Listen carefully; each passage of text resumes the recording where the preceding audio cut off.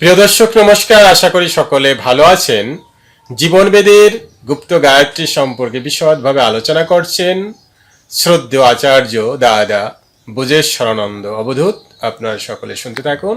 তিনি একটা বিশেষ উদ্দেশ্য নিয়ে এসেছেন। শিব যখন এসেছিলেন তিনিও একটা বিশেষ উদ্দেশ্য নিয়ে এসেছিলেন। আনন্দমূর্তি কৃষ্ণ যখন এসেছিলেন তিনিও একটা বিশেষ উদ্দেশ্য নিয়ে এসেছিলেন। আনন্দমূর্তিজিও এসেছিলেন, তিনি একটা বিশেষ উদ্দেশ্য নিয়ে এসেছিলেন। সেই উদ্দেশ্যটা আমাদের বুঝতে হবে।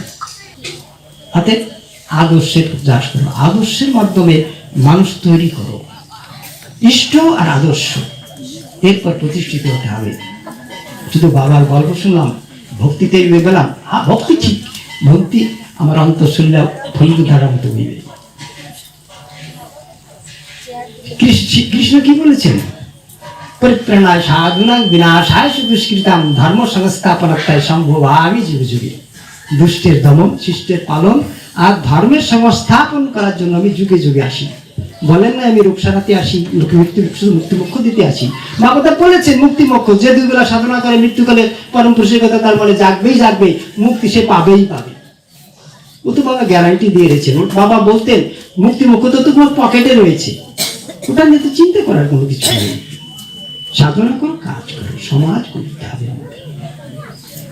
আজকে যে সমাজ অবস্থা, আজকে যদি আমরা কৃষ্ণের দিকে তাকাই, তিনি কৃষ্ণের ভূমিকাটা ছিল কি? দুটো ভূমিকা ছিল, একটা ছিল ব্রজের কৃষ্ণ আর একটা ছিল পার্থসারথী কৃষ্ণ। ব্রজের কৃষ্ণ সেখানে মধুরতা রয়েছে, তিনি সবাইকে বাঁশি বাজিয়ে কাছে টানছেন, আয় আয় আয় আমার কাছে, আমার কাছে, আমার কাছে, আমার কাছে, সবাইকে তিনি কাছে টানছেন। মধুরতার প্রতিমূর্তি তিনি, সবাই তাকে কাছে পাচ্ছে। কিন্তু সেই মধুরতার মধ্যে কঠোরতা রয়েছে। সেখানেও আমরা দেখি পুতনা বধ, অকাসুর বধ, কালীয় দমন, কংস দমন, এগুলো করতে হয়েছে তাকে। কিন্তু একটা সময় কি করতে হলো? তাকে সেই বাঁশরি ছেড়ে তাকে অসি ধরতে হলো, পার্থসারথীর ভূমিকা নিতে হলো, তাই না? সারা জীবনটা তিনি পাপ শক্তির বিরুদ্ধে লড়াই করেছেন। সেই কংস বধ, জরাসন্ধ বধ, শিশুপাল বধ, তারপর কুরুক্ষেত্রের যুদ্ধ, সারাটা জীবন তাকে অন্যায়ের বিরুদ্ধে লড়তে হয়েছে একটা সুমুক্ত সমাজ গড়ার জন্য। আজকে কৃষ্ণের সমাজ যে পরিস্থিতি ছিল, আজকের সমাজে তার থেকেও অনেক অনেক অনেক ভয়াবহ। একটা নতুন সমাজ গড়া দরকার।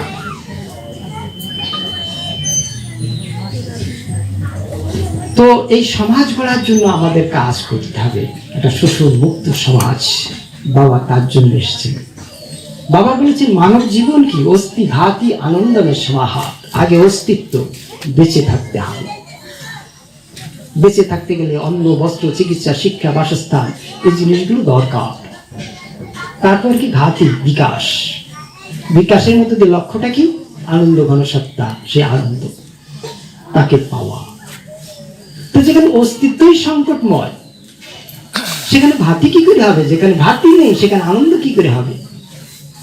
একটা কথা বাবা বারবার বলছেন, আমরা কি চাই? সুখ, শান্তি, আনন্দ, তাই না? সুখ অর্থাৎ অভাবের পূর্তি হচ্ছে সুখ, অভাবটাই দুঃখ, তার পূর্তি সুখ। আর শান্তি কি? মানসিক ভারসাম্য। একটা মানসিক ভারসাম্য দরকার। সেই মানসিক ভারসাম্যের অবস্থাটাকে বলা হয় শান্তি। এই মানসিক ভারসাম্য কখন আসে? যখন আমার মন এই জাগতিক এই যে সমস্যা, অর্থনৈতিক সমস্যা, রাজনৈতিক সমস্যা, পারিবারিক সমস্যা, কোন সমস্যার দ্বারা প্রভাবিত হয়, অথবা আমার মনের যে কামনা বাসনা, লোভ লালসা রয়েছে, সেটা আমার মনকে বাইরের দিকে ছুটায় না। আমার মধ্যে হিংসা, দেশ বৃত্তিগুলো রয়েছে, সেগুলো বাইরের দিকে আমার মনটাকে বিক্ষিপ্ত করে না। তেমন একটা যে পরিবেশ, সেটাকে বলে শান্তি বা মানসিক ভারসাম্য। সেই মানসিক ভারসাম্য যদি না আসে, তাহলে ঈশ্বরের দিকে যাব না, সেটা হবে না। আধ্যাত্মিক উন্নতি সেখানে হবে না। ভক্তি আসলে আসি, দাদারা বলেন, বাবার গল্প শুনি, ক্ষণিকের জন্য মনটা একেবারে বয়ে যায়, তাই না? খুব ভালো লাগে। কিন্তু যখনই এখান থেকে আমরা বেরিয়ে যাই, কীর্তন আমরা করছি, মনটা ভাবাবেগে বয়ে যাচ্ছে, তাই না? বাবার গল্প শুনছি, আহা হা, খুব ভালো লাগছে। কিন্তু যে মুহূর্তেই আসর থেকে বেরিয়ে যাই, আমরা বাস্তবের মাটিতে পড়ি, আমরা অস্তিত্বের সংকটে পড়ি। আজকে আমরা টিকে থাকতে পারবো কি পারবো না, বেঁচে থাকতে পারবো কি পারবো না, আপনারা আজকে এসেছেন এখান থেকে ফিরে যেতে পারবেন কি পারবেন না, তার কি কোনো নিশ্চয়তা আছে? না, আমাদের নিশ্চয়তা নাই। বাস্তব জগৎটা বড় কঠোর। এই বাস্তব জগতে যখন আমরা পৌঁছাই তখন আমাদের সমস্ত ভাব ভাবনা সবকিছু শেষ হয়ে যায়। তাই যতক্ষণ আমরা একটা সমাজ না গড়তে পারছি, একটা শোষণমুক্ত সমাজ, যেখানে যেখানে কৃষ্ণ বলতেন কি, হে অর্জুন, গান্ডীবটা যুদ্ধ করো, ধর্ম রাজ্য প্রতিষ্ঠা করো, তাই না? মহাভারত তৈরি করো, ধর্মরাজ্য প্রতিষ্ঠা করো। কেন? এমন একটা সমাজ ব্যবস্থা যেখানে প্রতিটি মানুষের আর্থিক ন্যায়, প্রতিটি মানুষের সামাজিক ন্যায়, প্রতিটি মানুষের ধার্মিক ন্যায় থাকে, তেমন একটা সমাজ ব্যবস্থা গড়ে তোলে। এই সমাজ ব্যবস্থা যদি না হয়, ধর্ম রাজ্য না হলে ধর্ম কখনো প্রতিষ্ঠা পেতে পারে না। যেখানে ধর্ম রাজ্য আছে, যেখানে এই ন্যায় প্রতিষ্ঠা হয়েছে, ধার্মিক ন্যায়, প্রতিটা মানুষ তার মনের কথা, তার ধর্ম আচরণ বিধি সে স্বাধীনভাবে পালন করতে পারে, প্রতিটা মানুষের যেখানে আর্থিক ব্যবস্থা আছে, অন্ন বস্ত্রের জন্য তাকে চিন্তা করতে না হয়, যেখানে সে কোনো সামাজিক ন্যায় রয়েছে, কেউ উঁচু নয় কেউ নিচু নয়, কোনো ভেদ ভাবনা নেই, তেমন একটা সমাজ ব্যবস্থা যদি থাকে তখনই মানুষের ভারসাম্য আসে। বাহ্যিক পরিস্থিতি তাকে আর মনটাকে বিচলিত করতে পারে না, থেকে যায় তার মনের কামনা বাসনা, থেকে যায় তার লোভ লালসা, স্বরের রষ্টবাস, সেটাকে তার বাইরের পরিবেশ দিয়ে সেটাকে ঠিক করা যায় না। সেখানে কি দরকার? নিজের সাধনা, অষ্টাঙ্গিক যোগ সাধনার মধ্য দিয়ে সেটাকে আমাকে নিয়ন্ত্রণ করতে হবে। যখন আমার এই মনের পর নিয়ন্ত্রণ আসবে, বৃত্তির পর নিয়ন্ত্রণ আসবে, তাহলে অন্তর্জগতে আমার যে বৃত্তিগুলো সেগুলো যখন নিয়ন্ত্রণ আসবে তখন আমার মনের ভারসাম্য আসবে। তাহলে ভারসাম্য শুধু সাধনার দ্বারা সম্ভব নয়, দুটোই দরকার। একটা হচ্ছে বাহ্যিক অবস্থা সৃষ্টি করা, একটা হচ্ছে আন্তরিক আমার যে মনের যে কামনা বাসনা, আমার যে লোভ লালসা, সেগুলোকেও নিয়ন্ত্রণ করা। তাই বাহ্যিক পরিবেশকে ঠিক করতে গেলে যেমন আমার অন্যায়ের বিরুদ্ধে, পাপাচারের বিরুদ্ধে, সমাজের শোষণ অবিচারের বিরুদ্ধে আমাকে লড়তে হবে, সেই অর্জুনকে যেমন বলছেন গান্ডীবটায় যুদ্ধ করো, তার জন্য আমাদের প্রস্তুত থাকতে হবে। ঠিক তেমনি অন্তর্জগতের কামনা বাসনা তাকে আমাকে জয় করতে হবে, সাধনা করতে হবে, আবার শোষণমুক্ত সমাজ গড়ার জন্য কাজও করতে হবে। আর অন্তরে থাকবে ভক্তি, অন্তঃসলীলা ফলু ধারার মতো। হ্যাঁ, আমি একটা কথা বলতে চেয়েছিলাম, প্রথমে ভেবেছিলাম বলবো, সেটা হচ্ছে বাবা একবার বলছিলেন জীবন বেদের গুপ্ত গায়ত্রী। গুপ্ত গায়ত্রী বলতে গিয়ে বাবা বলছিলেন একটা মন্ত্র, একটা অ্যাগ্রিগেশন, ভবিষ্যৎ। অনেকে তো জানেন, ভ বয়সিকারে বি দন্তস্ব আর চ, ভবিষ্যৎ। এটা একটা মন্ত্র, আমাদের সবাইকে মনে রাখতে হবে। আমরা যারা সাধক, শুধু সাধক না, সবাইকে মনে রাখতে হবে। ভ বি চ, ভ মানে ভগবান। আমরা যাই করি না কেন সর্বাবস্থায় ভগবানকে স্মরণ করে করতে হবে। ভগবান কোনো অমূর্ত সত্তা নয়। যখন মানবাধারে, যখন আমরা যে বিশেষ গুণগুলো আমাদের প্রথমে সফল ভাই বিস্তারিত ভগবান শব্দে ব্যাখ্যা করেছেন, সেই ভগ যার আছে কোনটা মানুষের মধ্যে, কোনটা ব্যক্তির মধ্যে, এই বিশেষ গুণগুলো যখন দেখি তাকে আমরা বলি ভগবান। ভগ আছে যার অর্থে ভগবান। তাই ভগবান কোনো অমূর্ত সত্য নয়, কিন্তু ভক্তের কাছে ভগবানই সেখানে, সেই ঈশ্বরই ভগবান। ঈশ্বর শব্দটা কি? ঈশ ধাতু বরস প্রত্যয় করে ঈশ্বর শব্দ আসছে, যার অর্থ হচ্ছে নিয়ন্ত্রণ করা। যিনি এই বিশ্ব ব্রহ্মাণ্ডের নিয়ন্ত্রক, তিনি হচ্ছেন ঈশ্বর। এটা নৈবেত্তিক সত্তা। কিন্তু ভগবান তিনি নৈবেত্তিক সত্তা নন, তিনি বৈষ্টিক সত্তা। মানবাধারে কোনো মানুষ, কোনো অস্তিত্বের মধ্যে যখন আমরা এই বিশেষ গুণগুলো দেখি তাকে আমরা বলি ভগবান। ভগবান রামকৃষ্ণ, ভগবান লোকনাথ বাবা, হ্যাঁ, ভগবান শিব, ভগবান কৃষ্ণ, ভগবান বুদ্ধ, আমরা বিভিন্ন জনকে ভগবান বলি। কারণ তার মধ্যে যখন এই বিশেষ গুণগুলো কম আর বেশি আমরা দেখি, তখনই তাকে আমরা ভগবান নামে আখ্যায়িত করি। তো এই যে ভগবান, ভক্তের কাছে ভগবানই ঈশ্বর, সেই ঈশ্বর বা ভগবানকে সবসময় স্মরণ করতে। দ্বিতীয় বলছে কি, বি মানে বিনয়, অহংকার নয়, সবসময় বিনয়ের ভাবনা নিয়ে চলতে হবে। যে মহাপ্রভু বলছেন, বিনোদী শুনেছেন তরুরে বসে শুনা অমানিনং মানদেয়ং কীর্তনীয় সদা হরি। তাই সবাইকে সম্মান দিতে হবে। এক ঈশ্বর, তিনি বিশ্ব স্রষ্টা, তিনি পরম পিতা, আমরা সবাই তার সন্তান, আমরা সবাই ভাই বোন। এই যে সবার প্রতি যে সমস্ত বোধ, এই ভাবনা নিয়ে আমাদের চলতে, কেউ ছোটও নয়, কেউ বড়ও নয়, কেউ হীনও নয়, কেউ ইও নয়। এই যে ভাবটা, সমতা ভাব, এই সমতা ভাব রাখতে হবে সবার জন্য। তারপর কি বিনয়, তারপর হচ্ছে ভবিষ্যৎ, হচ্ছে কি সত্য। সত্যটা কি? সংস্কৃতে দুটো শব্দ আছে, একটা আছে ঋতু আর একটা আছে সত্য। ঋতু মানে ঘটনার ব্যক্তিকরণ, আমি যা জানি, যা দেখেছি, যা বুঝেছি তাই বলবো, যাকে ইংরেজিতে বলে ট্রুথ বা ট্রু। কিন্তু যাকে সত্য বলা হচ্ছে, সত্য হচ্ছে কি অ্যাবসলিউট ট্রুথ, যা অপরিণামী, যা কখন পরিবর্তন হয় না। একমাত্র সেই ঈশ্বর, সেই ব্রহ্ম, তিনি অপরিণামী, তিনি একমাত্র পরম সত্য। কিন্তু এই বাস্তব জগতে যা কিছু দেখি সবকিছুই পরিবর্তনশীল। এই জগতে কোনো কিছুই অপরিবর্তনীয় নয়, সবকিছু পরিবর্তনশীল, জগৎটাই পরিবর্তনশীল। তাই সত্যের যে রূপটা, সেটাও এই জগতে পরিবর্তনশীল। মানুষ এক বিচারশীল জীব, অপরের কিছু ভালো হবে সেটা বোঝার ক্ষমতা কম আর বেশি আছে। সেই বোঝা অনুযায়ী কিছু ভাবা, বলা, করাটাকেই বলা হচ্ছে সত্য। তাই বলা আছে পর হিতার্থম বাং মানুষের যথার্থম সত্য। পরের হিতের জন্য যা কিছু ভাবা হয়, যা কিছু বলা হয়, যা কিছু করা হয়, তাই সত্য। যারা এই ঋতুকে মানে, তাদের যে নৈতিকতা, তাদের সেই নৈতিকতাকে বলে সরল নৈতিকতা বা সিম্পল মরালিটি। আর যারা এই সত্যকে মানে, তাদের যে নৈতিকতা, তাকে বলা হয় আধ্যাত্মিক নৈতিকতা বা স্পিরিচুয়াল মরালিটি। আমরা যদি মহাভারতের দিকে তাকাই, সেখানে দেখব এটা ভীষ্ম, কর্ণ, পাণ্ডবরা, এরা সবাই কিন্তু প্রথমের দিকে এই সরল নৈতিকতা পালন করত।